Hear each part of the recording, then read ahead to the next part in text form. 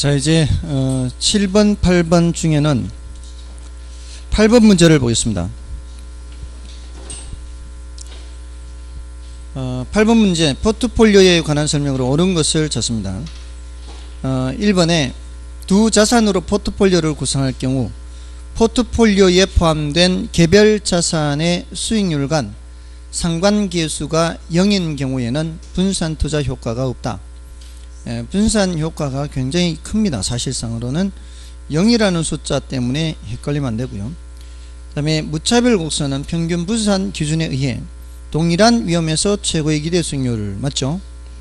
그 다음에 위험 회피형 투자자 중에서 공격적인 투자자는 보수적인 투자자에 비해 위험이 높더라도 기대 수익률이 높은 투자안을 선호한다. 가만있어. 2번이 틀렸는데요. 2번이 지금 교묘하게 틀렸는데 지금 무차별 곡선이 아니고 효율적 전선이죠.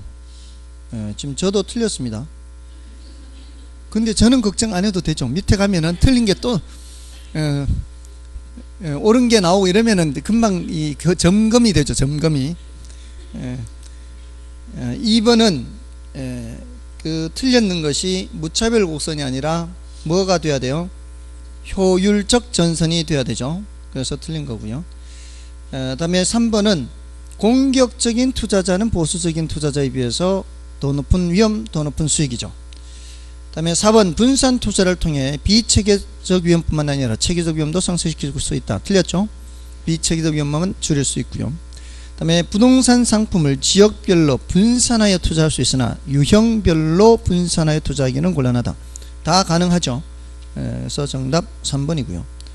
그 다음에 넘어가시면은 9번 10번 다 같은 포트폴리오 기대 수익률 문제입니다. 포트폴리오 기대 수익률 문제인데 차이점이라는 것은 맨 끝에 괄호 속에 호황과 불황의 확률이 50% 50%냐 40% 60%냐 이 차이죠. 40% 60%가 시간이 조금 더 걸리죠. 그게 이제 그걸 감안해서 요거는 약간 시간이 더 걸린다 이렇게 생각하시면 돼요. 근데 이제 평소에 여러분들이 계산 문제가 나오면은 이게 어느 정도 시간이 걸리는지를 좀 이렇게 좀 계산을 좀 해볼 필요도 있어요. 이건 좀 시간이 걸리는 문제, 덜 걸리는 문제. 많은 분들이 계산 문제가 어렵다라고만 하는데요. 사실은 계산 문제는 풀이법을 알면은 시간을 엄청 단축시킬 수 있는 겁니다. 그 매뉴얼 따라 풀지 않습니까? 보통 그 순서에 따라서 이게 순서만 익숙해져 있는 사람들이라면 굉장히 짧은 시간 내에 풀 수가 있거든요. 그래서 사람들이 공부를 안 해서 못하는 거예요. 이런 공부해 가지고 그거 까먹는 것보다는 차라리 계산 문제 숙달시켜서 그 매뉴얼 따라 요거 문제는 이렇게 풀고 요 문제는 이렇게 풀고 이렇게 하는 게 훨씬 더 절약시킬 수 있습니다. 어쩌면 그게 이제 포트폴리오의 비중은 마지막으로 적용하는 거죠. 30% 30% 40%는 마지막으로 적용하는 거고 A, B, C에 30% 30% 40%는 마지막으로 적용하는 거고 호황 불황 자 60% 40% 이게 0.4 이게 0.6 이거 한번 푸는데 몇 초 걸리는지 한번 시간을 재 보겠습니다. 여러분들이 누군가 한번 시간을 재 보십시오. 이게 6% 이게 4%인가요? 이게 8% 4% 이게 10% 2%인가요? 자 한번 시간 재 보십시오. 0.462 24 2.4%죠. 64 24 2.4% 그러면 4.8%가 되고요. 여기는 482 3.2%고요 64 24 2.4%니까 2.4 3.2 되면 5.6%가 되겠네요. 요거는 4% 요거는 1.2% 4%와 1.2%는 그냥 5.2%네요. 그럼 더하면은 맞나요 지금? 그러면은 6 1 올라가고 15.6인가요? 이렇게 하면 안 되죠. 각각을 해야 되죠. 비중을 적용해야 되죠. 30% 하면 38, 24, 34, 12 1.44%고요 5.6 3 곱하면 0.3이죠 3, 6, 2, 18 3, 5, 16 1.68인가요? 5.2 곱하기 4 0.4죠. 그러면 4, 2, 8, 4, 5, 20, 2.08, 88, 16, 20, 0, 2 올라가고 2, 1 올라가고 1, 1, 1, 3, 5죠. 5.2네. 5.2. 1분 19초. 아까 중간에 헤맸는데 다시 돌아왔는데도 1분 20초잖아요. 그러면은 제대로 이렇게 계산기에 따다닥 두드리는 훈련만 돼 있다면은 1분 내에 풀 수 있다는 얘기죠. 50% 아닌 경우에도. 그럼 50%면 시간이 더 줄어들 수 있다는 얘기죠. 그렇지 않나요? 그러니까 그렇게 많이 걸리는 건 아니에요.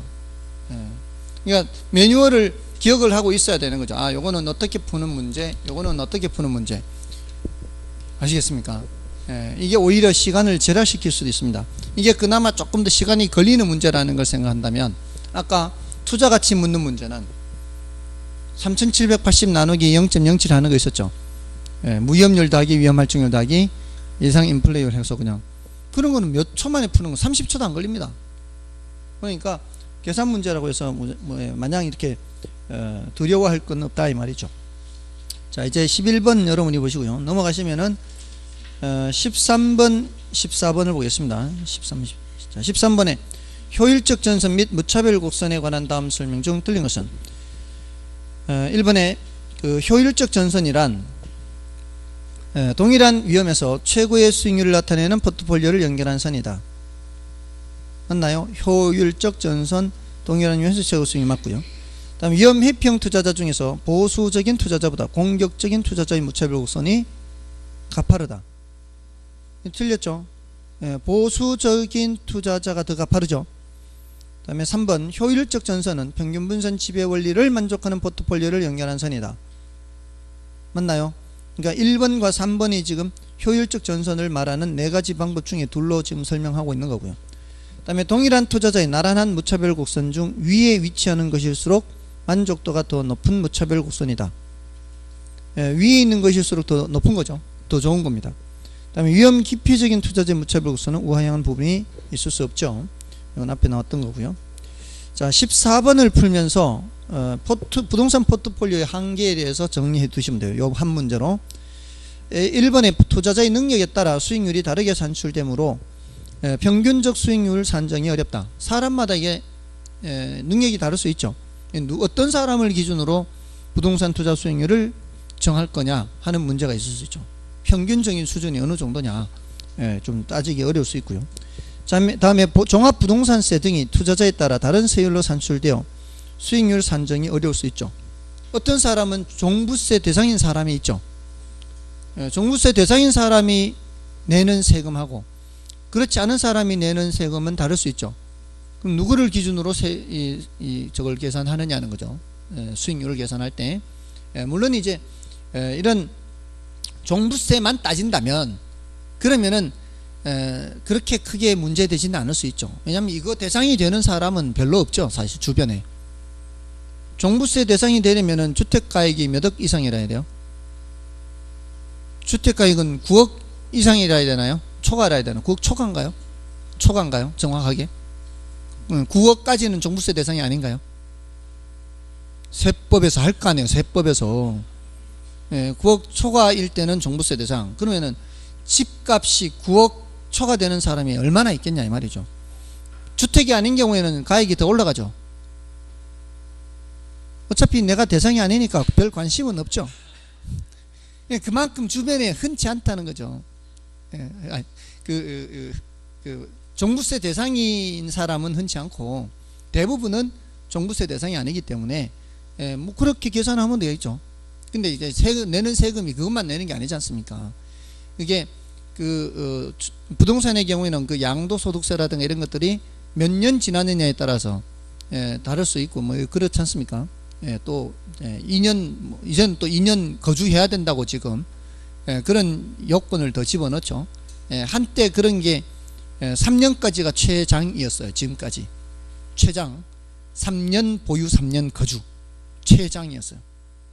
그렇게 해야만 주택의 경우 양도소득세를 면제를 해주는 거였었거든요. 근데 이제 부동산 거래가 잘 안 되고 하니까 점점 그걸 낮춰줘 왔던 거예요, 지금까지. 그래서 지금 언젠가는 거주하지 않아도 보유만 해도 양도소득세를 비과세로 했었거든요. 근데 이제 거주를 집어넣고 거기에다 거주를 2년 3년 길게 하면 할수록 이제 그만큼 다주택자들의 이제 투기적인 수요라고 해야 되나요? 그걸 투자라고 해야 되나요? 돈 있어서 주식 사면 투자고, 돈 있어서 부동산 사면은 투기고, 그럼 말이 안 되는 거죠, 그게. 맞잖아요. 그러니까 어떤 경우에 투기라고 해야 될지, 어떤 경우에 투자라고 해야 될지 사실 학자들마다 논란이 있어요. 어떤 사람은 취득 처분만 있으면 투기, 취득 운영 처분 있으면 투자, 그냥 운영 단계가 있으면 투자, 운영 단계가 없으면 투기, 이렇게 구분하는 사람도 있는데 그것도 반드시 그렇지는 않은 거예요. 우리 주식 투자할 때 여러분들 한번 주식 갖고 계시는 분들 주주총회 하면 가가지고 한 표 던지고 하나요? 주식 산 사람들 대부분 주식 샀다 팔았다만 하잖아요. 그럼 그거는 투기가 아니고 투자고, 부동산 샀다 팔았다 하면 그건 투기고, 이게 좀 애매한 거죠, 사실은. 그렇지 않습니까? 다들 부동산 샀다 팔았다 하는 사람들 투자한다 그래요, 투기한다 그래요? 다들 투자한다 그러죠, 다. 부동산 투자. 아무튼 그렇습니다. 다음에 3번에 주식 투자에 비해 부동산 투자는 장기 투자로서 정기적인 시장 포트폴리오 수익률을 계량하기 곤란하다. 그렇죠. 그 다음에 부동산 투자는 병합 분할이 곤란하기 때문에 수익률 산정이 어렵다. 이것도 그렇다고 볼 수 있어요. 자, 제가 1000만원 갖고 있어요. 이거 가지고 주식은 분산 투자 가능하죠. 이 주식 저 주식 분산 투자할 수 있죠. 근데 1000만원 가지고 부동산에 어디 분산 투자할까요? 부동산에 어디 분산 투자해? 이 부동산은 이 분할이 곤란해요. 그래서 잘 안됩니다. 대신 우리 이제 리츠 배우잖아요. 리츠, 수백억의 자금을 운영하는 리츠, 부동산 투자 회사의 경우에는 분산 투자가 되죠. 자금의 그 규모가 큰 경우에는 가능합니다. 다음에 5번이 틀린 게요, 부동산은 위치 고정성으로 인해 분산 투자가 곤란하므로, 이거는 아니죠. 지역별 분산 투자가 가능하다고 볼 수 있죠. 자, 그래서 5번이 틀렸어요. 지역별 분산 투자도 가능하고 유형별 분산 투자도 가능해요. 자, 넘어가시고요. 그 194쪽에 주요 기출문제 보시면은 16번 같은 형태가 있죠. 16번 같은 형태가 출제가 되면 일단 패스해야 되는 형태입니다. 그것 때문에 수록해 놓은 거예요. 이제 시간이 여유가 있을 때는 풀어보시되 이런 유형의 문제를 잘 기억하시라고요.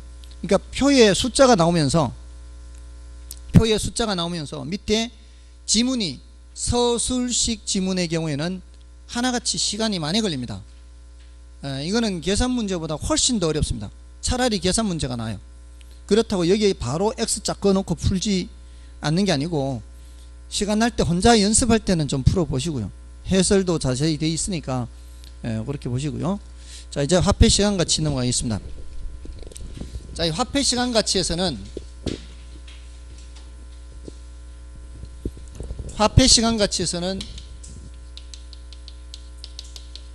가장 중요한 매뉴얼이 바로 뭐예요? 이게 일시불이냐 아니냐, 이걸 빨리 결정해 줘야 되고요.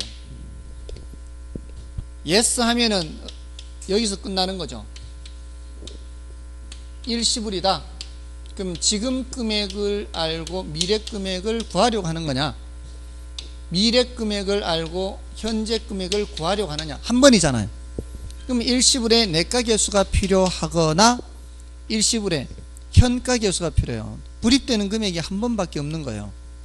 근데 일시불이 아니잖아요. 일시불이 아니다 그러면 이제 여러 번이라는 얘기지 않습니까? 여러 번이면 그 다음에 질문해야 되는 게 연금이냐 아니냐, 목돈이냐 아니냐, 이 목돈이라고 질문해. 목돈. 지금 계산해야 되는 게 목돈인가요 푼돈인가요, 이렇게 묻는단 말이에요. 만약에 예스라면은 목돈을 계산을 해야 된다면 이 말이에요. 목돈을 계산해야 된다면 문제에서 뭐를 알려주는 거예요? 푼돈의 크기를 알려준단 말이에요. 이 돈을 알려줘요. 매달 50만원, 매달 100만원 이런 말이 나오면은 여기서 멈춰야 돼요. 매달 100만원 하면 일시불 아니잖아요. 매달 100만원 하면 알려주잖아요. 이렇게 그럼 뭘 뜻하는 거라고요? 매달 얼마 이렇게 하면은 목돈 묻는 거예요. 목돈 묻는 거. 매년 얼마 이렇게 하면 이걸 알려줄 때는 목돈을 묻는 건데, 이게 아닌 거는 뭐예요? 노후 하면은 매월 불이백은 이런 식으로 묻는단 말이에요. 매월 불이백은. 아시겠어요? 그럼 매월 불이백을 묻는다. 그럼 이제 푼돈이 거죠. 자, 여기서 미래돈을 기준으로 푼돈을 묻느냐, 현재 돈을 기준으로 푼돈을 묻느냐, 이거예요. 이제 자, 푼돈을 묻는 것이기 때문에 뭐를 묻는 거예요? 지금 이걸 묻는 거란 말이에요. 이거를, 이 금액을. 됐나요? 여기서도 뭐를 묻는 거예요? 이걸 묻는 거란 말이에요. 자, 근데 얘는 언제 돈을 기준으로, 현재 돈을 기준으로 푼돈을 묻는 거고요. 요거하고 반대가 되는 게 바로 뭐요? 이 숫자와 물음표의 위치가 서로 바뀌어 있죠. 그러면서 여기서는 요거를 묻는단 말이에요. 이게 바뀌어 있단 말이에요. 그러니까 얘네들은 역수관계가 이렇게 되는 거예요. 요것도 지금 숫자와 물음표의 위치가 서로 바뀌어 있죠. 숫자와 물음표의 위치가 바뀌어 있는 게 서로 역수관계에 있다는 얘기예요. 여기도 지금 이거의 크기를 묻고요, 여기는 이거의 크기를 알려준 거예요. 요거 서로 반대로 돼 있죠. 이게 서로 역수관계에 있다는 뜻이에요. 됐나요? 자, 그러면은 일시불이냐 아니냐, 여기서 멈췄다면 예스다. 그럼 여기는 일시불 내가계수, 여기는 일시불 현가계수가 되고요. 일시불 내가계수, 일시불 현가계수, 이렇게 되는 거예요. 짝짓기가 둘 중에 하나예요. 자, 여기서 매 기간 불입되는 금액을 알려줬다면 이미 연금으로 나와야 돼요. 그래서 미래 가치를 물으면 연금에 뭐가 필요하고요? 연금에 내가계수가 필요하고요. 근데 이거 역수관계는 아니에요. 여기는 이렇게 역수관계 아니고 이렇게 역수관계예요. 이렇게. 이러면 이제 연금에 현가계수가 필요한 거고요. 다음에 여기는 감채기금계수가 필요하죠. 채무를 감소시킨다, 이런 의미예요. 이거는 기업이 일정 기간 후에 목돈으로 갚아야 되는 그런 채무가 있다면 기업들이 10년 후에 갚을 채무를 상환하기 위해서 감채 기금을 쌓는 건데, 이 기금을 매달 얼마씩 불입하면 쌓을 수 있느냐, 이런 의미가 바로 감채기금계수예요. 그러니까 감채기금은 상환기금과 같은 의미예요. 뭐를 상환하는 거예요? 부채를 상환한다, 이 말이에요. 10년 후에 부채를 상환하는 기금을 쌓는다. 감채기금이다, 상환기금이다, 같은 의미예요. 자, 근데 여기서는 저당상수죠. 제일 많이 쓰는 게 저당상수라고 하지 않았나요? 지금 대출 받았을 때 원리금 균등 상환으로 원리금 균등액을 계산할 때는 대부액에다가 뭘 곱하는 거예요? 저당상수를 곱하는 거죠. 그러면은 뭐가 되는 거예요? 원리금 균등액이 계산된단 말이에요. 됐나요? 자, 요거 가지고 이제 연습을 해보겠습니다. 자, 연습을. 자, 2번부터 보겠습니다. 2번. 자, 이번에 그 기억은 틀렸어. 맨 끝이 저당상수가 아니고 미래가치계수는 감채기금계수가 들어가야 되죠. 그 다음에 니은은 일시불의 현가계수는, 자, 일시불의 현가계수라고 돼 있죠. 그러면 머릿속에 뭐를 생각하는 거예요? 이걸 알고 이걸 계산하려고 할 때잖아요. 현재 가치를 계산 한 번이죠, 한 번. 일시불의 현가계수는 할인율이 R일 때 N년 후에 1원, 맞죠? 1원이 현재 얼마의 가치가 있는, 이렇게 나오잖아요. 매년 이런 말 없잖아요. 맞는 말이죠.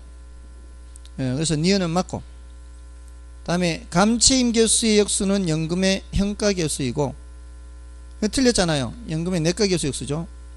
다음에 N년 후에 1원을 만들기 위해, 자, 이러면은 N년 후에 1을 여기 써놔야 되지 않나요?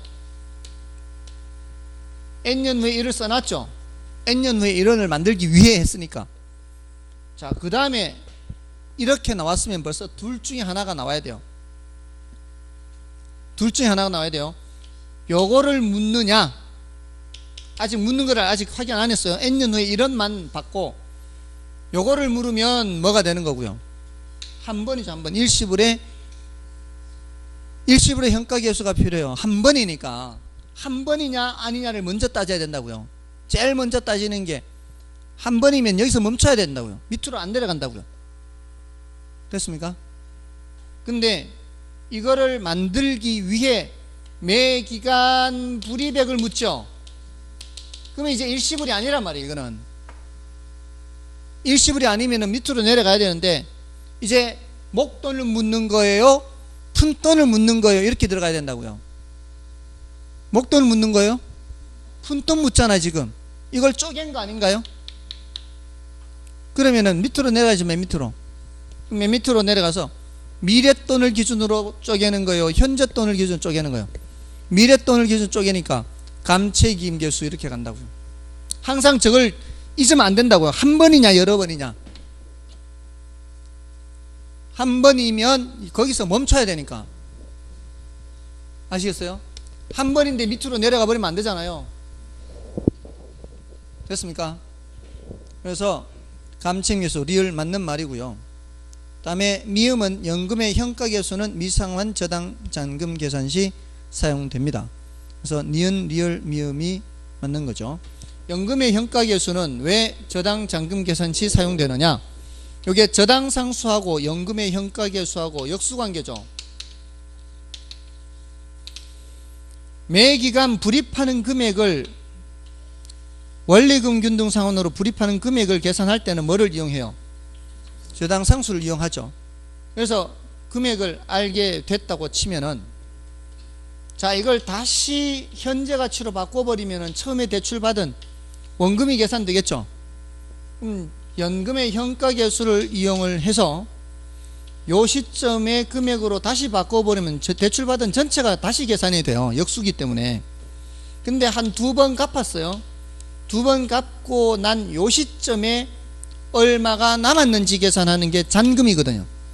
그러면 남은 것만큼을 다시 요 시점으로 가져와야 될 거 아니에요. 그러면 뭐가 계산이 돼요? 잔금이 계산되는 거죠. 요때도 뭘 이용하는 거예요? 연금의 현가계수, 남은 기간 동안. 그러니까 연금의 현가계수를 이용하면은 뭐를 계산할 수 있다? 잔금을 계산할 수 있어요. 그래서 잔금 비율이라는 공식은, 특히 잔금 비율은 전체 기간의 뭐분의 연금 현가계수분의 남은 기간의 연금 현가계수가 필요하다고요. 전체 기간이면 대출받은 원금이고 남은 기간이면은 잔금이고, 눈 뜨시고요. 한번 찔러봤어요. 지금 이 시점에서는 한 번쯤 얘기를 해줘야 될 것 같아서. 그러니까 근데 이번엔 잘못 찔른 것 같아 보니까. 다들 다 말똥말똥한데 제가. 아무튼 니은 리을 미음이에요. 그래서 정답 4번이고요. 자, 3번은 여러분이 봐주시고 4번, 5번, 6번 요거는 이제 제가 풀어드리는데, 자, 한 번만 조금만 더 연습해 볼까요? 이거 1번 다시 가볼까요? 이게 얼마나 잘 돼 있는지. 1번에 2번 지문 볼까요? 연금의 현가계수 나왔죠. 그럼 연금의 현가계수 나왔으면 머릿속에 뭘 그려야 돼요? 연금의 현가계수는 이게 알려져 있어야 돼요. 목돈 계산하는 거니까. 연금의 현가계수는 목돈 계산하는 거죠. 목돈 계산하려면 푼돈 불입하는 거를 알아야 될 거 아니에요. 그래야 목돈 계산할 거 아니에요. 근데 언제 목돈이에요? 현재 목돈이죠. 이게 바로 뭐예요? 연금의 현가계수. 이걸 빨리 그려야 된다고요. 근데 연금의 내가계수였으면 틀렸죠. 그럼 뭐 거기서 벌써 틀린 거예요. 다음에 뒷부분은 뭘 말하는 걸까요? N년 동안 매기 받게 될 일정액이라 그랬어요. N년 동안 매기 받게 될 일정액은 요거 맞죠? 요거를 이자일 R로 할인한 현재 값의 합 맞죠? 그 뒷부분은 연금의 현가계수를 설명하는 말은 맞는데 뭐가 틀린 거예요? 저당상수의 역수이며 이렇게 얘기를 해야 옳은 표현이라고요. 됐습니까?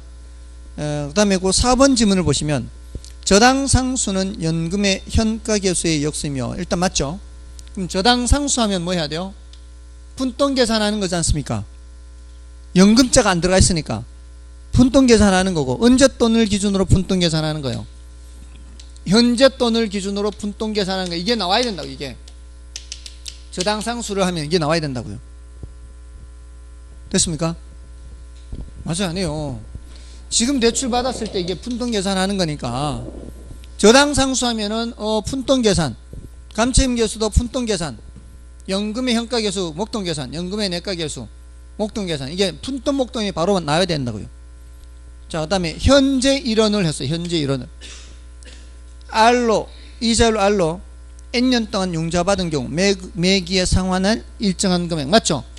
이게 푼돈을 구할 때 사용하는 게 저당상수라고요. 됐습니까? 그러니까 이 문제에서 현재 일원을 하면은 빨리 뭘 써다 놓고요, 여기에다 이게 현재 일원을 써다 놓고, 이게 일시불인지 아닌지는 더 읽어봐야 돼요. 이때 걸 물으면 뭐가 되는 거지만, 일시불 한 번, 항상 질문이 한 번이냐 여러 번이냐, 한 번이잖아요. 그럼 일시불의 무슨 개수? 내가계수 이렇게 하는데, 현재 일원을 해놓고 아직 안 읽었단 말이에요. 이걸 물을지 알 수 없다고요, 아직은. 그럼 둘 중에 하나라고요. 그러니까 현재 일원 하면 벌써 둘 중에 하나가 나와야 돼요. 됐나요? 그러면 푼돈 계산하는 거죠. 푼돈 계산하는 거는 저당상수나 감채임계수, 현재 돈을 기준으로 푼돈 계산하면 저당상수, 이게 제일 많이 사용하는 거라고 했죠. 됐나요? 이걸 자꾸 연습을 하시라고요. 목돈 하면은 연금 생각해요. 목돈 하면 연금. 그럼 뭐가 그려져야 돼요? 이게 목돈 하면 이게 그려져야 돼요. 목돈. 연금 해도 이게 나와야 돼요. 목돈, 연금 이러면 이 그림이 나와야 된다고요. 근데 요때 목돈을 물으면 뭐고요? 연금 현가계수. 요때 목돈 물으면 연금 내가계수. 이렇게 나오도록 연습을 하시라고요. 아시겠습니까? 자, 그거 자꾸 그려보면서 연습을 하셔야 되고요. 자, 이제 넘어가셔서 3번은 여러분이 보시고요. 4번, 5번을 보겠습니다. 6번은 잔금 비율 공식으로 하면 해결되니까. 자, 4번은 지금 현재 2억 원을 받을 채권이 있어요. 자, 그럼 어떻게 하라고요? 2억 원이 있다 그랬죠. 2억 원을 어디다 써놓으라고요? 여기다 써놓으라. 여기 이렇게. 현재 받을 2억 원 있으니까 여기 써놓으라고요. 자, 그러면은 요걸 물으면 뭐가 되는 거고요? 요걸 물으면은 일시불이에요. 요걸 물으면 일시불. 어때? 금액을 물으면. 근데 요걸 물으면 뭐가 되는 거예요? 푼돈이죠. 푼돈. 일시불이 아니니까, 일시불이 아니면은 목돈 아니면 푼돈으로 가야 될 거 아니에요. 근데 푼돈일 거 아닙니까? 근데 뭘 묻고 있나요? 매년 말 일정한 금액으로 분할하여 지급받고자 할 때 했잖아요. 뭘 묻고 있는 거예요? 푼돈을 묻고 있잖아요. 그럼 현재 돈을 푼돈으로 쪼갤 때 뭘 이용해야 돼요? 저당상수를 해요. 저당상수 0.1627 곱하면은 3254만원 나오고, 곱하기는 여러분이 하시면 되고요.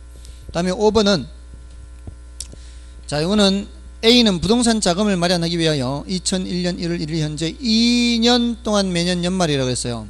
그럼 2년 동안 매년 연말 하니까 몇 칸을 그려요?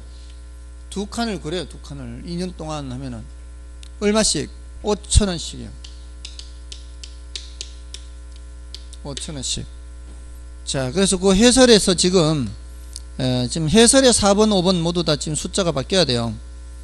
4번에 해설 4번에 세 번째 줄에 현재 1억 원 돼 있는 거를 2억 원으로 바꿔야 되고요. 해설 5번에 첫 번째 줄에 끝에 두 번째 둘째 말은 2,000원으로 돼 있는데 5,000원으로 바꿔야 돼요.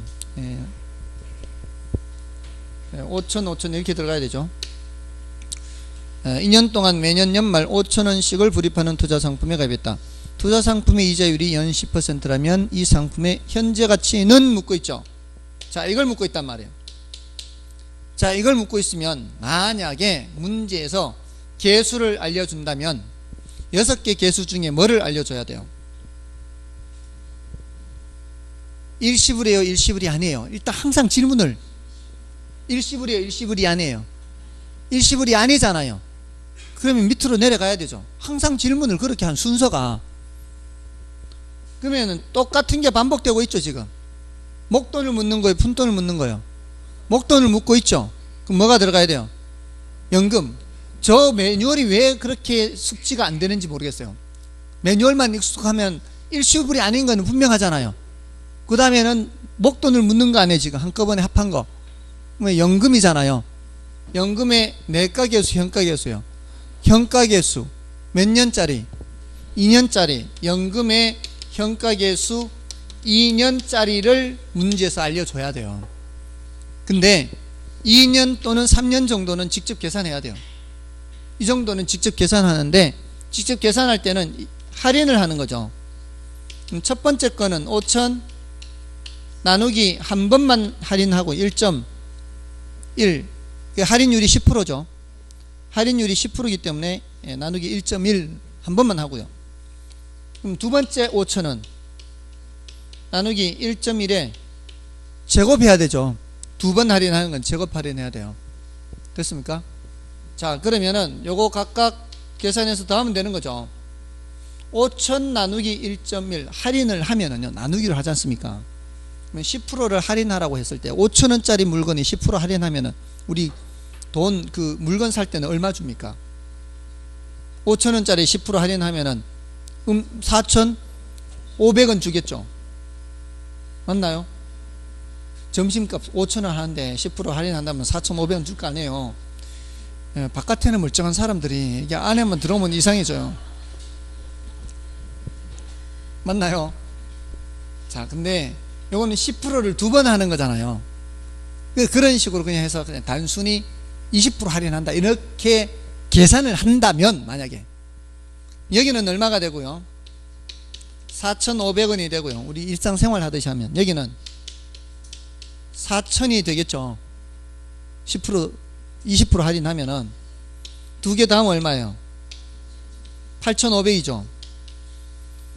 나누기를 했을 때는 절대로 이 숫자보다 작은 수가 나올 수가 없어요. 반드시 이 숫자보다 커야 돼요. 반드시. 10% 할인하는 경우는 오차가 1% 생겨요. 1%. 오차가 1%라는 얘기는 많다는 얘기는 적다는 얘기예요. 적다는 얘기예요. 오차가 크지 않다는 얘기예요. 예? 그러니까 8,500보다 다 커야 된다고요. 그러니까 그 안에 있는 숫자 중에서 8,500보다 밑에 있는 거는 전부 다 예선 탈락이에요. 근데 전부 다 8,500보다 위네. 예선 탈락은 하나도 없죠. 근데 오차가 크지 않다 그랬죠. 오차가 1%밖에 안 돼요. 1%.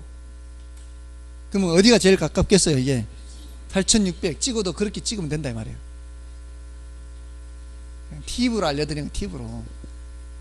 안 될 때는, 급하게 안 될 때는 급하게 10% 해가지고 그냥 해서 그 근처에 있는 숫자 적당하게 그냥 찍으라 이 말이에요.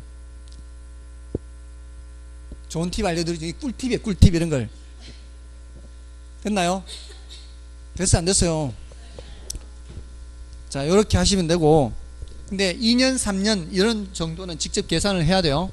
우리 시험에 3번도 나왔는데 3번까지는 직접 계산해야 돼요. 예를 들어 매년 연말 1,000 이렇게 나왔다 이러면은 이거 일시불이 아니에요. 아니잖아. 이제 연습되겠죠. 일시불이 아니고 이거 푼돈 묻는 거예요, 목돈 묻는 거예요? 목돈 묻는 거예요. 벌써 이렇게 알려줬다는 목돈 묻는 거예요. 이때 목돈 물으면은 연금의 내가계수 몇 년짜리? 3년짜리. 이때 목돈 물으면 연금의 현가계수 3년짜리를 줘야 되겠죠. 자, 근데 3개 정도는 직접 계산을 해야 돼요. 이럴 때, 자, 이 1,000이 이쪽으로 오면은 몇 번 할증이 돼요? 2번이라는 거 조심해야 돼요. 2번. 여기가 3년이라고 3번 하면 안 된다 이 말이에요. 여기 몇 칸 와요? 지금 눈으로 보면 되잖아요. 한 칸, 두 칸. 한 칸, 두 칸 오는데 요 한 번 올 때마다 할증이 되는 거 아니에요. 그러니까 1,000 곱하기 1.1의 제곱, 두 번째는 1,000 곱하기 1.1, 세 번째는 1,000 곱하기 없어요. 이제 없어요. 그러니까 이것도 근사치로 하면은 1,200이고요. 근사치라면 1100이고 근사치라면은 1000이에요. 1000. 그러면 3300이 되는 거예요. 약. 근데 실제로 계산하면 여기 1210이 되거든요. 그러면 3310이 되죠. 오차가 얼마 안 나죠? 오차가 얼마 안 된다고. 이때는 더 커지는 거예요. 요거보다 커지는 거예요. 그죠? 양쪽 다 어때요? 계산한 것보다 더 큰 값이 나요. 일반적인 우리 계산하는 것보다는 더 큰 값이 나와야 돼요. 근데 오차가 크지 않은 상태에서 더 큰 값이 나오는 겁니다. 됐나요? 이렇게 하시면 되겠습니다. 물론 문제에서 연금의 내가계수 3년짜리를 10%로 주면은 숫자를 3.31로 줍니다. 연금의 내가계수 3년짜리 10%를 주면은 그때는 1000 곱하기 3.31 하면 되는 거지만 제일 간단하죠. 한 2년 3년 정도는 이렇게 직접 계산을 해야 된다 이 말씀입니다. 됐죠? 자, 이건 그럼 해결됐고, 그러면 뒤에 가면은 여기에 좀 응용되는 형태의 문제가 있습니다. 230쪽을 보십시오. 230쪽을 보시면 다음 현금 흐름표를 기초로 계산한 순현재 가치는 묻고 있어요. 찾았습니까? 230쪽에 26번. 230쪽에 26번을 보시면 1600이 현재 나가고요. 현재 1600이 나갑니다. 자, 여기 얼마가 들어와요? 180이 들어오고요. 여기 180이 들어오고요. 여기도 180이 들어오고 여기 180 들어오죠. 몇 번 들어와요? 180이 4번 들어오죠. 여기는 1980이 들어오죠. 맞습니까? 자, 이 문제는 이제 수년가를 묻는 문제인데요. 수년가를 대답하려면 이게 유출현가는 그냥 현재 나가는 거니까 됐는데 들어오는 돈을 다 뭐로 바꿔야 돼요? 현재 가치로 바꿔야 되죠. 자, 근데 같은 게 몇 번 반복되고 있어요? 4번 반복되고 있죠. 자, 그러면 요거 푼돈이에요, 목돈이 지금? 우리가 구해야 되는 게 목돈을 구해야 되지 않습니까? 맞나요? 그러면은 연금에 해야 되죠. 연금에 현가계수 내가계수 현가계수 몇 년짜리? 4년짜리가 필요하죠. 똑같은 게 4번 반복되니까. 근데 요거는 한 번이죠. 한 번. 여기에 대해서는 뭐를 적용해야 돼요? 일시불이죠. 일시불. 요 놈이 여기 올 때는 뭐를 적용해야 돼요? 일시불 적용해야 돼요. 몇 년짜리?